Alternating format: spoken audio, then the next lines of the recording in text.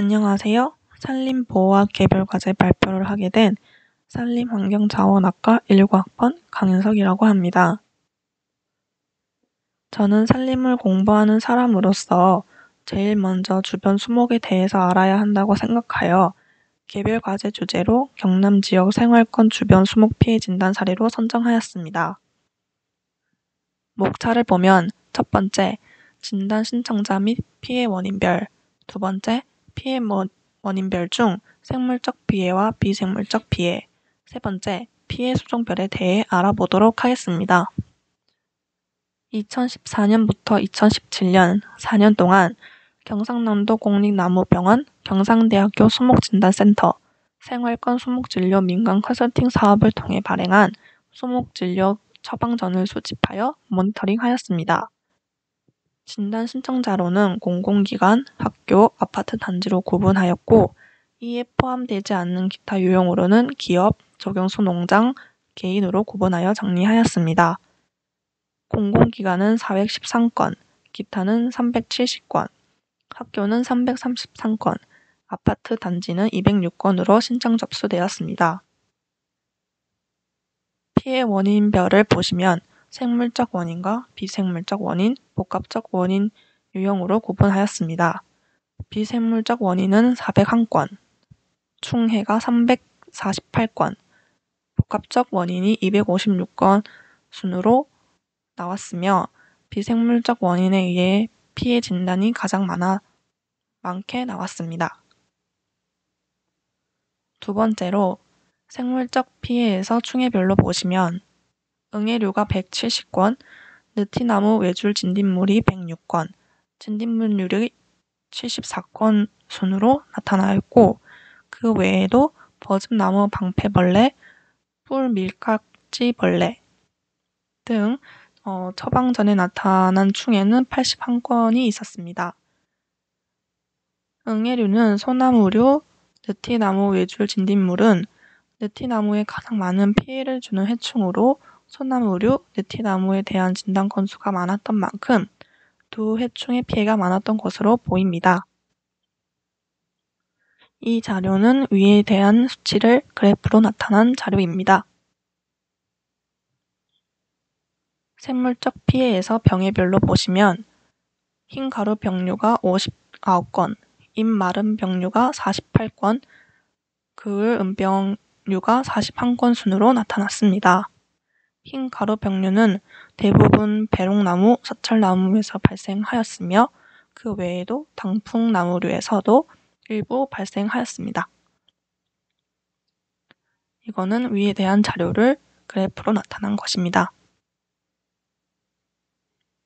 두 번째, 비생물적 피해, 기상적, 생육환경, 인위적, 생리적, 기타 피해로 구분하였으며 생리적 피해가 459건으로 가장 많았고 그 다음으로 생육환경, 인위적, 기상적, 기타 순으로 나왔습니다.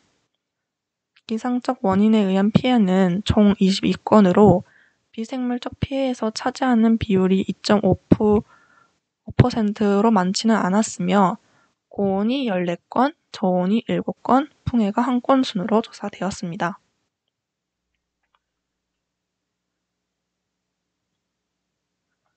생육 환경에 의한 피해는 생육 공간 불량, 시설물 설치, 하층 목식재, 밀식, 넝쿨 식물 순으로 나타났습니다. 인위적 피해를 보시면 관리 부족, 공사로 인한 뿌리 훼손, 전정, 소각 순으로 나타나였고 그 다음으로 생리적 피해는 포장, 복토, 수분 과다 등 이 순으로 나타났습니다. 포장, 복토, 배수 불량에 의한 피해 유형은 수목 주변 도로 포장 및 보도 블록을 설치하게 되면서 복토가 일어나고 통기성 및 배수가 불량해지는 등 복합적으로 피해가 나타나는 경우가 많았으며 이 외에도 수목 식재 시 깊게 심거나 식재 후 자연 침하에 의한 복토가 발생하였습니다. 그에 대한 자료를 정리하였습니다. 마지막으로 피해 수종별에 대해 보시면 소나 소나무가 540건, 느티나무가 307건으로 두 수종에 대한 진단 요청이 가장 많았고 그 다음으로 벚나무류, 배롱나무, 팽나무, 이런 순으로 나타났습니다. 이들 수종 외에도 은행나무, 무궁나무, 무궁화, 동백나무, 참나무류, 버즘나무, 산수유 등 피해 진단 대상 수종은 121종으로 조사되었습니다. 소나무, 느티나무, 벚나무류 수종은 조경수, 가로수, 마을 정자목 등으로 생활권에 많이 식재되는 수종으로 그에 따른 진단 요청건도 많은 것으로 사료됩니다. 관련된 영상을 시청하도록 하겠습니다.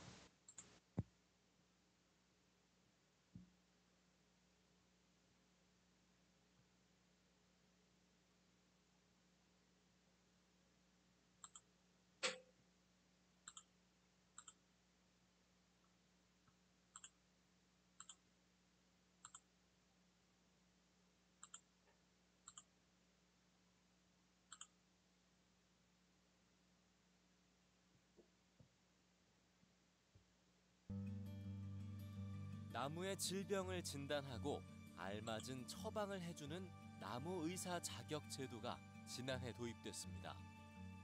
산림보호법을 개정하면서 아파트 단지나 공원 등에서 생활권 수목 관리를 비전문가가 시행하며 발생하는 농약의 오용과 남용 문제를 해결하기 위한 제도인데요. 나무에 피해가 있을 때 현장에 나가서 그 나무의 피해의 원인이 무엇인지 정확하게 진단을 해서 거기에 대한 처방전을 제시하고 그에 따른 치료 활동을 하는 그러한 전문가를 말합니다. 피해의 원인은 생물적 피해가 있고 비생물적 피해가 있습니다. 생물적 피해는 병과 해충으로 일어나는 피해가 생물적 피해고요. 비생물적 피해는 기상적인 피해, 또 여러 가지 공해로 인한 피해, 사람의 관리 잘못으로 인한 피해가 되겠습니다. 피해 원인을 구분해서 그런 다음에 거기에 따른 구체적인 처방, 해결 방안을 제시를 하는 겁니다. 관련 학위를 취득하거나 수목 진료 관련 경력과 자격 기준을 충족하고 지정된 양성기관에서 교육과정을 이수해야 나무의사 자격시험에 응시할 수 있습니다. 이달 27일 처음으로 시행될 1차 시험에선 수목병리학과 해충학 등 5개 과목이 치러지는데 과목당 40점 이상, 전 과목 평균 60점 이상 득점하면 합격으로 인정됩니다. 이후 서술형 필기와 실기로 구성된 2차 시험까지 합격하면 나무병원에서 수목의 피해를 예방 진단하고 치료하는 업무를 전문적으로 수행할 수 있게 되는데요. 기본적으로 나무를 좋아하는 그러한 그 마음을 가지고 또 이 나무를 어떻게 살리겠다는 그러한 자세를 가져야지 이 나무의사 공부를 할 수가 있습니다. 왜냐하면 나무의사 공부 자체가 굉장히 어렵거든요. 과목이 12과목이나 되고 굉장히 내용이 여러 가지 학문을 많이 배우는 과정이기 때문에 굉장히 이 쫓아가기가 어렵습니다. 그래서 기본적으로 자기가 하겠다는 애정을 가지고 관심을 가지고 하겠다는 분들이 이 과정을 할 수가 있지. 공원, 학교, 아파트 단지 등에 심어진 나무들은 이제 보다 더 전문적인 지식과 경험을 가진 나무 의사들과 이들의 처방에 따라 나무를 치료하는 수목 치료 기술자들에 의해 돌보아질 예정. 나무도 사람과 같은 생명체임을 생각하면 전문적인 의사의 진료를 받는 건 너무도 당연한 것일지 모릅니다. 인간이 살아가는데 굉장히 중요한 역할을 합니다. 그래서 점점 중요해지는 업무다. 그래서 중요성에 비례해서 우리 나무 의사의 사회적인 수요랄까 또 앞으로의 전망은 점점 좋아지고 늘어나지 않을까 저는 개인적으로 그렇게 예상을 하고 있습니다. 도심 공원이 늘어나면서 전문적으로 나무를 관리할 중요성이 더 커지고 기후 변화로 인해 수목 피해의 원인 또한 다양해지는 요즘 나무 의사의 활약을 통해 나무와 사람 모두에게 더 건강하고 쾌적한 환경이 만들어질 것으로 기대되고 있습니다.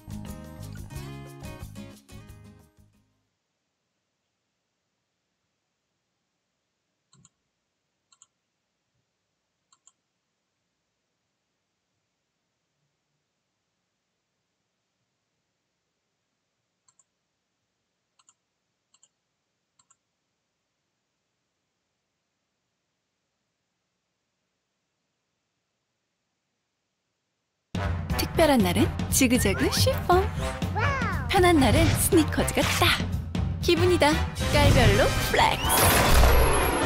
쇼핑은 지그재그가 맛있어. 지그재그. 아파트나 공원 등에서 나무에 소독약을 뿌리는 모습 보신 적 있으실 텐데요. 지금까지는 비전문가나 방역업체에서 하던 일이었습니다. 앞으로는 국가 자격을 가진 나무 의사가 전문적으로 질병 진단과 치료를 하게 될 것으로 보입니다. 양혜영 기자가 보도합니다. 도심 생태공원에 조성된 숲에서 잎이 갈색으로 변한 소나무가 눈에 띕니다. 가까이서 살펴보니 가지 전체에 오돌토돌 돌기가 올라와 있습니다.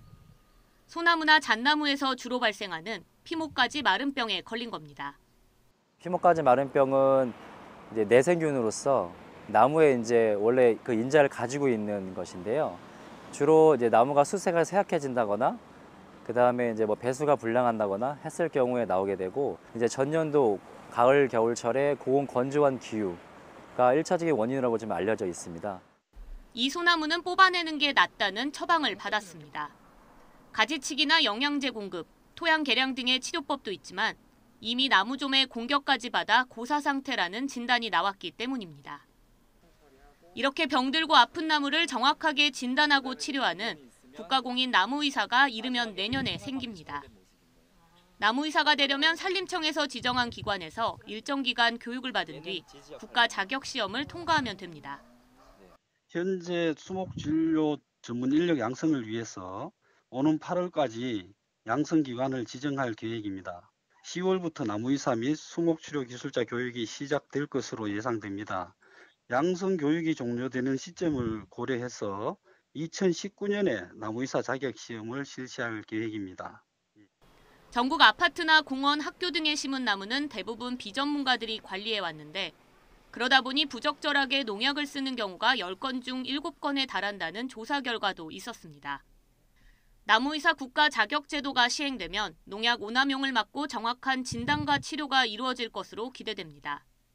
정부는 또 나무의사 제도로 2022년까지 새로운 일자리 1,600개가 생겨날 것으로 전망하고 있습니다.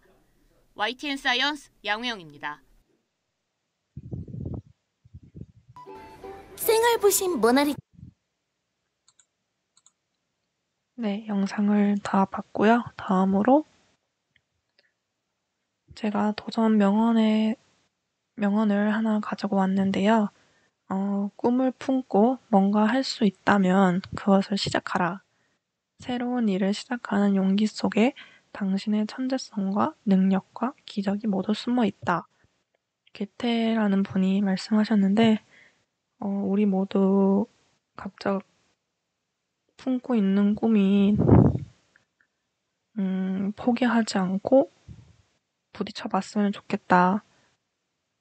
자신의 능력을 믿었으면 좋겠다라고 생각을 해서 하나 가져와 봤고요.